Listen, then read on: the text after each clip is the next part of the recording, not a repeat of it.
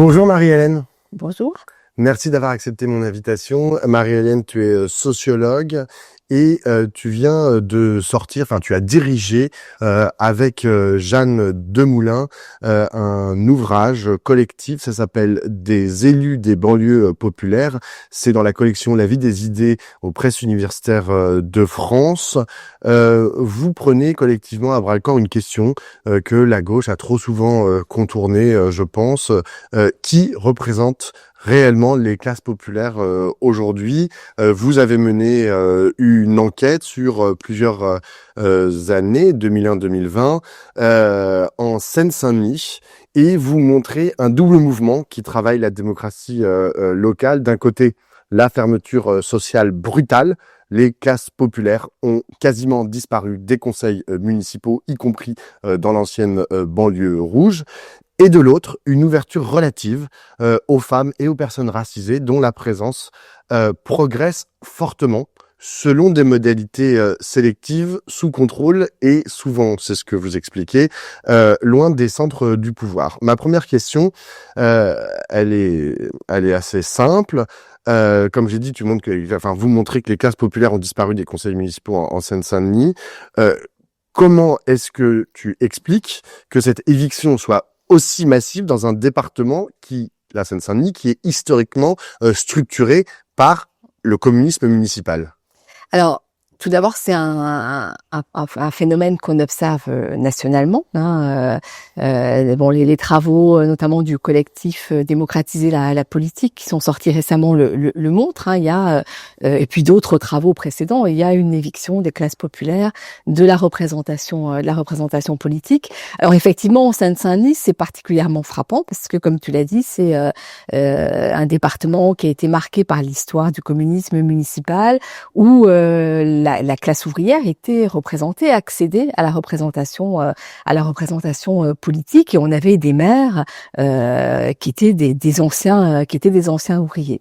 Alors ce reflux, il est lié d'une part au fait que le département a évolué politiquement et que les municipalités communistes aujourd'hui sont beaucoup moins présentes, que y compris au sein du Parti communiste, la représentation ouvrière s'est beaucoup affaiblie, et donc le Parti communiste suit en cela des évolutions plus globales, même si les maires, par exemple, communistes, appartiennent aujourd'hui plus aux classes moyennes qu'aux classes supérieures, comme par exemple des maires socialistes ou des maires de droite. Donc on a un phénomène qui est d'abord un phénomène politique, qui est lié aussi à la transformation sociale de ce département, marqué par la désindustrialisation, par l'affaiblissement de la classe ouvrière. Alors, ce qui ne veut pas dire que la classe ouvrière et que les classes populaires disparaissent.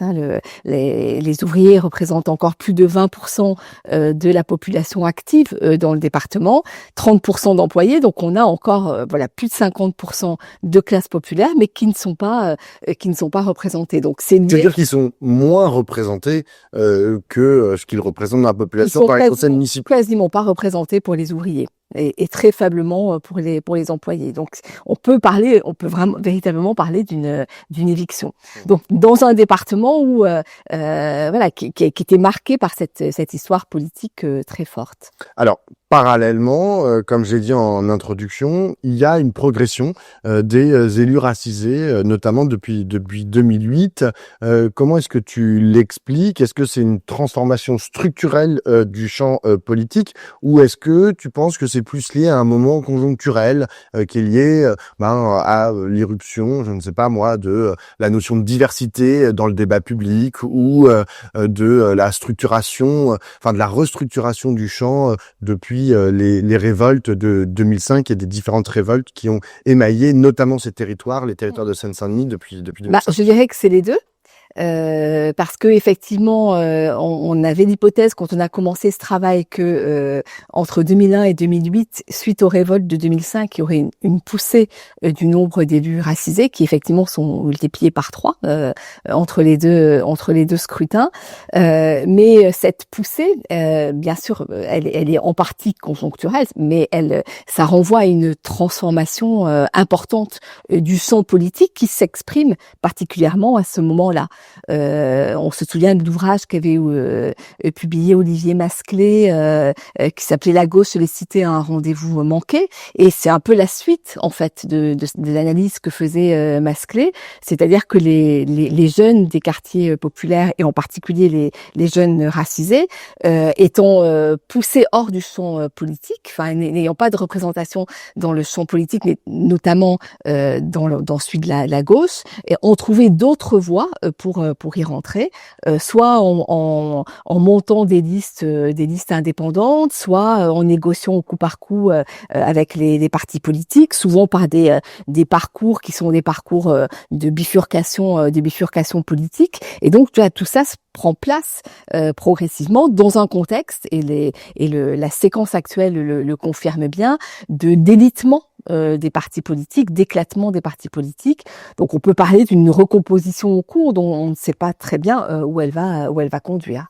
Alors, autre enseignement, vous insistez sur le fait que cette ouverture raciale ne remet pas en cause la surreprésentation des cadres. Enfin, c'est ce qu'on disait au début, hein. Il y a plus d'ouvriers dans les conseils municipaux et très peu d'employés. Est-ce que, du coup, on doit comprendre ou tirer comme conclusion qu'il y a une nouvelle élite qui est issue de l'immigration, qui est socialement promue et politiquement intégrée aux normes dominantes, et c'est elle qui va avoir accès au statut d'élu et de représentant politique. Oui, alors ce qu'on voit, c'est qu'effectivement, ces élus racisés appartiennent comme les autres aux classes moyennes et aux classes supérieures.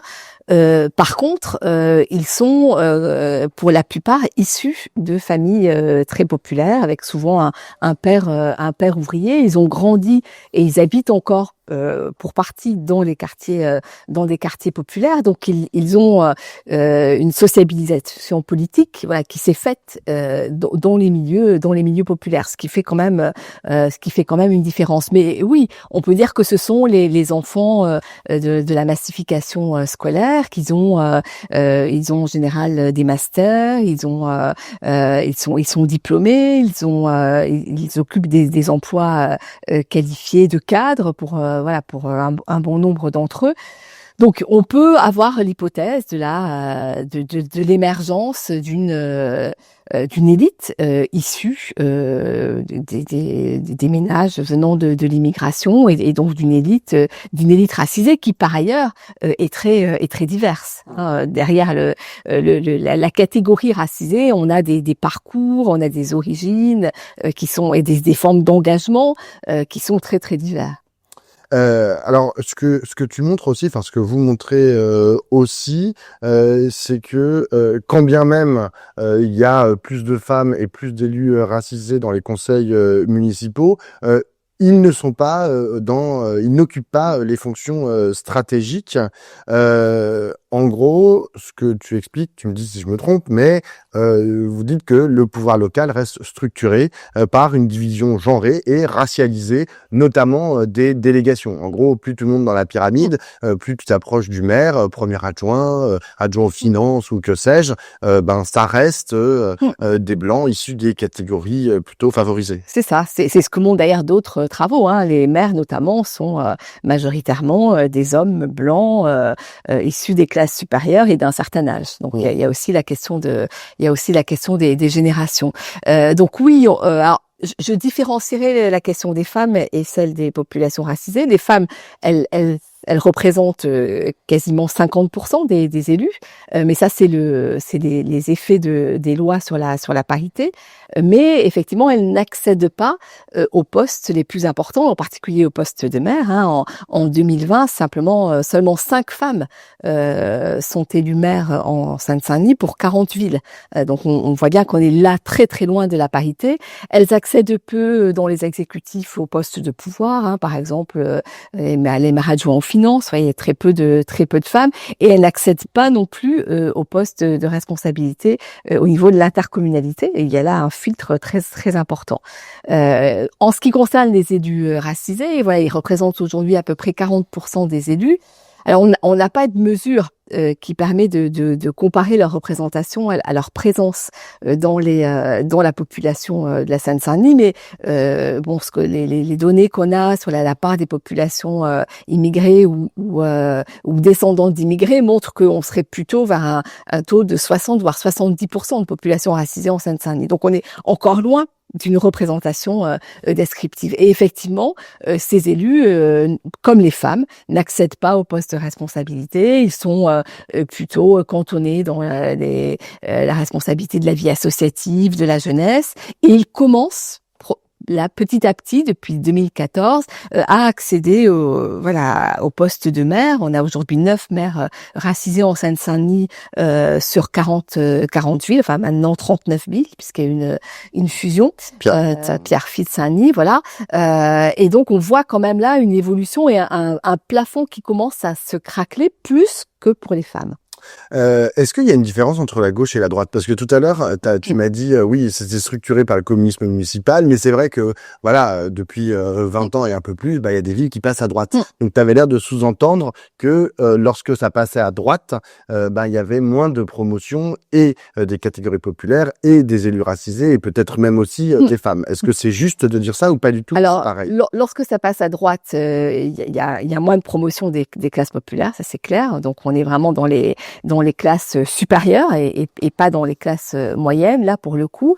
En ce qui concerne les femmes, les 4 mères, les 4 femmes mères aujourd'hui sont 4 femmes de droite, qui appartiennent aux classes supérieures et donc là, on peut pas dire que la gauche ait joué un rôle d'ouverture pour les femmes.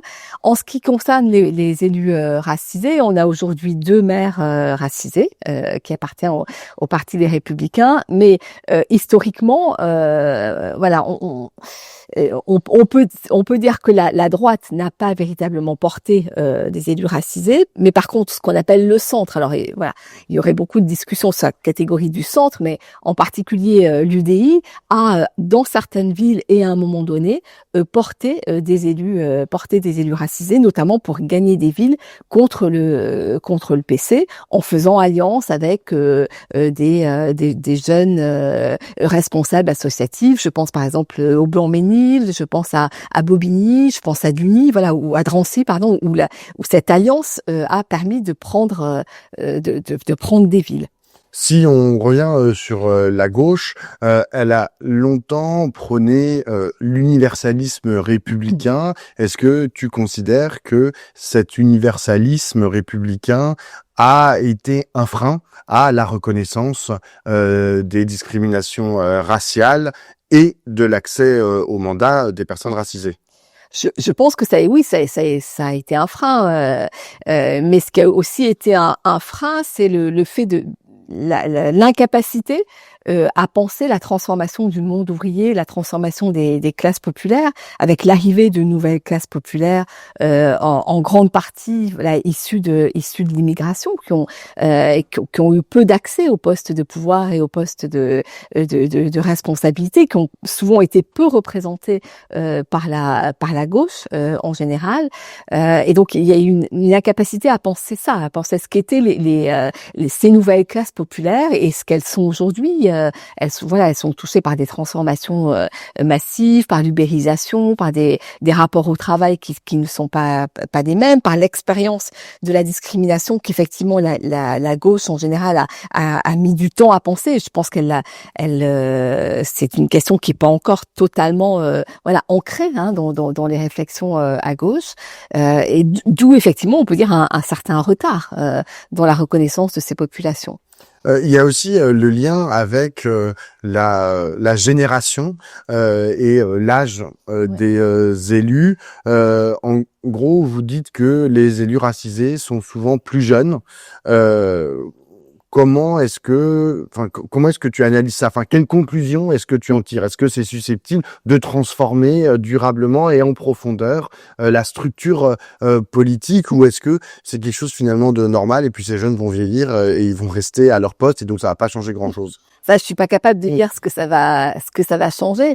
Effectivement, ils sont plus jeunes parce que, comme je disais tout à l'heure, ils ont souvent fait ils ont souvent une trajectoire politique qui est à côté ou tout contre les partis politiques. Et donc, ils se sont imposés dans le jeu politique. Les quelques maires racisés, je pense par exemple à Zidine Taibi, qui est le premier maire racisé élu en Seine-Saint-Denis à Stein, et présenté par le Parti communistes ont mis beaucoup de temps à arriver à des postes de pouvoir. Et on voit aujourd'hui beaucoup de jeunes élus qui arrivent par d'autres voies que celles des partis, et qui sont notamment porteurs d'une expérience associative dans leur quartier. Donc oui, ça fait bouger le champ politique. On parle dans le livre un peu de troubles en politique. Ça bouscule les équilibres politiques. Je pense que c'est une ouverture qui peut amener à transformer les façons de faire de la politique, ou au moins le regard qu'on peut avoir sur les responsables politiques, et la possibilité qu'il y ait des responsables politiques qui soient des gens racisés. Donc oui, ça peut amener à transformer cela. Après, est-ce que ce sera c'est une question qu'on pose dans le livre, une génération singulière, qui porte un certain nombre de valeurs, mais qui va être rattrapée par le fonctionnement du champ politique, ou est-ce que ça va ouvrir plus largement la porte, et est-ce que ça va l'ouvrir dans d'autres départements, parce que là on a quand même un département qui est assez particulier, de par la place encore des classes populaires et la place des populations racisées. Je suis pas capable de répondre à cette question. Dans les chemins de traverse, enfin pas le parcours où tu rentres au Parti socialiste, aux jeunes socialistes quand tu as 16 ans, et puis après tu montes les différents grades, ou au Parti communiste d'ailleurs, il y a les listes citoyennes. T'en as un peu parlé. Comment est-ce que tu vois ces listes citoyennes? Quels impacts elles ont? C'est quoi en fait leur mode de sélection? Comment est-ce que tout ça travaille aussi le champ politique, sachant que in fine, il y en a très peu qui arrivent à prendre le pouvoir directement. Enfin. Alors, dans liste citoyenne, il y a beaucoup de choses, et il y a aujourd'hui dans ce délitement, de certains partis politiques qu'on peut observer. On voit que dans les municipales aujourd'hui, plusieurs partis se cachent en fait et ne mettent pas en avant leur étiquette. Donc, on a des listes qui se disent citoyennes, mais qui sont soutenues par tel ou tel parti. En même temps, il y a eu des expériences citoyennes. Je pense par exemple à Aubervilliers, où en 2014, puis en 2020, et puis aujourd'hui, il y a un collectif qui s'appelait au départ 100% Aubert, puis Aubervilliers en commun, qui représente encore aujourd'hui une liste, qui sont vraiment issus de jeunes, là, pour le coup, qui à un moment se sont dit, on va investir le champ politique, et qui ne sont portés par aucun parti politique, mais qui à un moment donné sont obligés de faire des alliances. Et par exemple, au deuxième tour des dernières élections, ils ont fait une alliance avec le PC, et là, pour les élections de 2026, ils font aussi alliance avec le PC. Donc ces listes citoyennes, elles sont en même temps effectivement très très fragiles, et c'est difficile de les analyser comme un tout. En Seine-Saint-Denis, mais c'est vrai pour beaucoup d'autres territoires, il y a une donnée que vous analysez aussi, c'est la montée de l'abstention. Mmh. Est-ce que vous reliez cette montée de l'abstention et la crise de la représentation sociale des ouvriers et des employés dans les conseils municipaux? Oui, clairement. Quand on avait fait d'autres enquêtes avant, notamment où on travaillait avec une recherche participative qu'on avait conduite avec des jeunes, où cette question, voilà, venait de façon massive. C'est-à-dire, on n'est pas représenté. Les élus, c'est pas nous, c'est pas pour nous, et donc on va pas se déplacer pour voter parce que voilà, ça ne nous concerne pas finalement. Donc oui, il y a cette distorsion qui est majeure. Mais en même temps, ce qu'on observe au cours sur les derniers scrutins, c'est que la montée, par exemple, de la présence d'élus racisés ne change pour le moment rien à la question de l'abstention. C'est-à-dire que c'est pas parce qu'il y a des élus racisés que les populations vont plus voter. Ce qui montre, et c'est intéressant de le constater quand même, qu'il n'y a pas de vote communautariste, il n'y a pas de vote communautaire, et que c'est pas parce qu'on a des listes composées en grande partie d'élus racisés que on serait dans un phénomène communautariste. Je sais que c'est pas tellement l'objet de votre bouquin, mais est-ce que la présence ou l'absence de catégories populaires dans les exécutifs, dans les conseils municipaux, change la pratique du pouvoir? J'ai peu d'éléments concrets.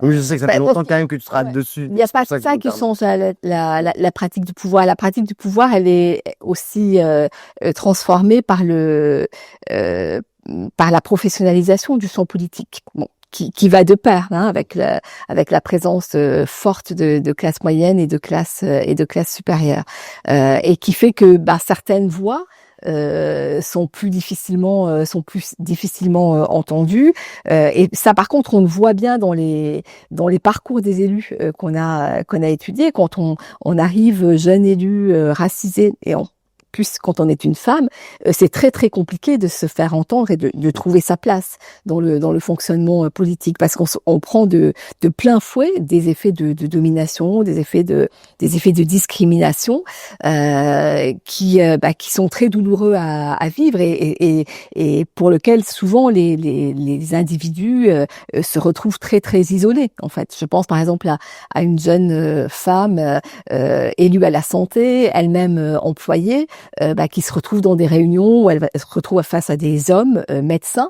Elle est racisée, et donc voilà, il y a une grande difficulté à se faire entendre, à se sentir légitime. Donc oui, il me semble que la question de la représentation des classes populaires a forcément une influence sur le fonctionnement politique. Si on avait des conseils municipaux où on avait une représentation à 50%, voilà, des classes populaires, ce qu'elles représentent dans le département, ça transformerait certainement le jeu politique.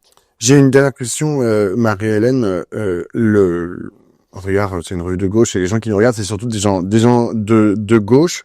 Si on voulait reconstruire une représentation véritablement populaire dans les banlieues, mais pas uniquement dans les banlieues d'ailleurs, par quoi est-ce que tu penses que ça pourrait passer? Je te dis ça parce qu'en plus on est à 2 semaines des élections municipales. Bon, c'est un peu foutu puisque les listes elles ont presque toutes été déposées, mais est-ce qu'il faudrait passer par quoi? Des quotas sociaux, une transformation des partis, genre aller chercher les gens qui sont dans les luttes et leur donner des places éligibles et des postes à responsabilité ensuite dans les exécutifs? Ça passe par quoi en fait? Je crois que ça passe par la transformation des pratiques politiques, donc une attention à la représentation des plus précaires, des plus démunis, mais qui passe pas par le fait d'aller piocher, comme on peut le voir quand même beaucoup, voilà, un représentant de telle communauté, un représentant ouvrier ici, mais vraiment par une discussion dans le parti et dans la société sur ce que peut être un programme et sur ce que peut être une façon de faire de la politique autrement. Je suis assez frappée dans les élections actuelles, et notamment par exemple dans ce qui est porté par les listes citoyennes. L'idée de faire de la politique autrement, qui était assez forte en 2008 dans les premières listes citoyennes, je pense aux Motivés à Toulouse, elle a complètement disparu en fait. Et on continue à faire de la politique de façon assez clientéliste, avec des appareils politiques qui attirent peu les individus, en particulier qui attirent peu les jeunes. Donc il me semble qu'il faut arriver à travailler d'abord en reconnaissant la diversité des profils, des expériences, des expressions politiques, et en les prenant pour ce qu'elles sont, sans les aspirer, et en dialoguant avec ces différentes composantes. Donc c'est pas la construction d'un parti d'en haut qui va se poser comme étant le représentant des classes populaires, mais c'est une construction par le bas. Et tu vois une différence entre les différents partis de gauche, entre le Parti communiste, la France insoumise, le Parti socialiste, l'Europe écologique, les Verts, justement dans leur pensée de ces systèmes-là. Ils fonctionnent pas du tout de la même façon. Enfin, le mouvement France insoumise, ils veulent surtout pas qu'on dise que c'est un parti. Ils ont une façon en fait d'absorber les luttes et de les mettre à l'intérieur de leur mouvement qui n'est pas la même que le Parti socialiste ou le Parti communiste, où là il y a plutôt j'allais dire un chemin de croix, mais enfin un parcours en fait à l'intérieur du parti qu'il faut faire pour pouvoir avoir accès à des postes électifs. Bah oui, voilà, tu l'as bien décrit, il y a une différence de fonctionnement, mais aucun des deux fonctionnements ne me semble aujourd'hui en mesure de vraiment construire un parti ou un mouvement qui pourrait porter la parole des classes populaires. Parce qu'il me semble que justement, précisément, il faut travailler par agrégation, par mise en commun, par reconnaissance de ces différentes expériences, ce qui est pas du tout la logique d'aspiration et d'aller chercher telle ou telle personne, même si voilà, on peut reconnaître à LFI le fait d'avoir posé la question de la représentation, et notamment de la représentation raciale, parce que du point de vue de la représentation des classes populaires, LFI est quand même encore assez loin de la représentation vraiment des classes populaires telles qu'elles sont aujourd'hui. Mais voilà, cette question est posée, mais du point de vue des pratiques et de la construction d'un projet alternatif, il me semble que c'est vraiment dans une logique de rassemblement, d'écoute, de reconnaissance de la diversité, voilà, qu'il faudrait se situer. Merci beaucoup Marie-Hélène. Je rappelle l'ouvrage que tu as dirigé avec Jeanne Demoulin, Élue des banlieues populaires, collection La vie des idées aux éditions PUF. Merci beaucoup. Merci Pablo.